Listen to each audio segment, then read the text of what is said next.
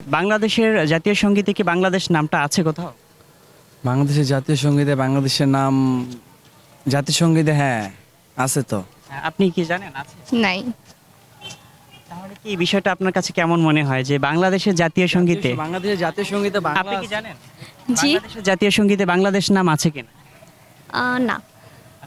তাহলে এটা কেমন মনে করেন যে বাংলাদেশের জাতীয় সঙ্গীতে বাংলাদেশ নামটা কোথাও নাই? বাংলা আছে। হ্যাঁ, তাহলে বাংলাদেশ থাকা উচিত কিনা? হ্যাঁ, আমার জানা মতে বাংলাদেশ থাকা উচিত, কারণ এটা জাতীয় সঙ্গীতে বাংলাদেশ যদি না থাকে জিনিসটা বাংলাদেশের যেহেতু জাতীয় সঙ্গীত বাংলাদেশ থাকা উচিত, এটা একটা আচ্ছা, আমি যেটা মনে করি। জি, আপনি কি মনে করেন থাকা উচিত? হ্যাঁ, অবশ্যই। বাংলাদেশের জাতীয় সঙ্গীতে কোনো শহীদদের নাম নাই, কোনো শহীদদের নাম থাকা উচিত কিনা? অবশ্যই থাকা উচিত। হ্যাঁ। এবং আপনি যেটা বললেন যে বাংলাদেশের জাতীয় সঙ্গীতে বাংলা আছে, আমার সোনার বাংলা, তাহলে পশ্চিমবঙ্গের যারা ভারতের মানুষ তারাও বলে আমার সোনার বাংলা, আমরাও বলি আমার সোনার বাংলা, তাহলে তাদের মধ্যে আমাদের কোনো পার্থক্য আছে? না, তাহলে তো তাদের মধ্যে আমাদের কোনো পার্থক্য রইল না। এখন দেখা গেছে যে আমাদের বর্তমান জেনারেশনের যারা আছে তারা হচ্ছে সবসময় হাইট থাকতে চাচ্ছে। যেমন দেখা গেছে কিছুদিন আগে সার্জিস আলম বলল যে এই ক্যামেরা আমার সামনে ধরবেন না, আমি এমন বড় কেউ না যে আমার নাম সবাইকে শুনে শুনে বলে।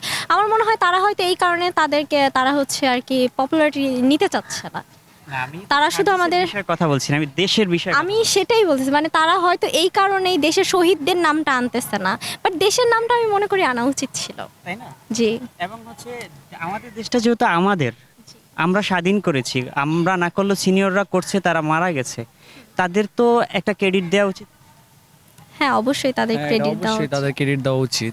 এবং আপনি চিন্তা করেন এই বাংলাদেশের নামটা এত বড় একটা সঙ্গীতে কোথাও পাওয়া যাচ্ছে না, এবং এটা সম্পূর্ণভাবে ভারতের সাথে একটা মানে মিল করা পুরো সঙ্গীতটা বাংলাদেশের সঙ্গীতের মধ্যে কোথাও কি আপনি বাংলাদেশকে রিপ্রেজেন্ট করে কোনো একটা লাইন পাওয়া যাবে?